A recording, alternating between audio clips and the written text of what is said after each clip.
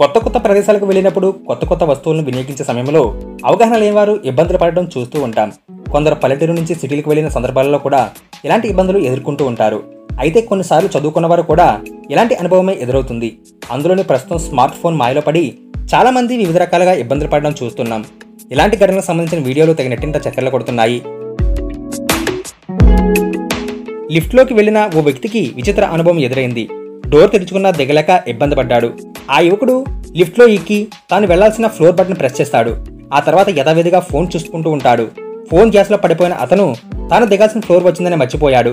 Floor రాగానే automatic గా lift door తెరుచుకుంటుంది. కానీ ఆ వ్యక్తి డోర్ కు వ్యతిరేక దిశలో నిలబడి ఫోన్ చూసుకుంటూ ఉండడం వల్ల ఈ విషయం గమనించడు. పైగా చివరకు తన ఫ్లోర్ ఇంకా రాలేదనే ఉద్దేశంతో పదే బటన్ నొక్కుతూ ఉంటాడు. దీంతో తెరిచిన డోర్ ముందు వెనక్కు కదులుతూ ఉంటుంది. అప్పటికీ అతను వెనక్కు చూసుకోకుండా డోర్ తెరుచుకోలేదేంటి అని కంగారుగా చూస్తూ ఉంటాడు. ఇంతలో వ్యక్తి లిఫ్ట్ లోకి వస్తాడు. దీంతో అతను చూసి యువకుడు కంగు తింటాడు. డోర్ తెరుచుకోకుండా ఎలా లోపలికి వచ్చాడబ్బా అని చూసి షాక్ అవుతాడు.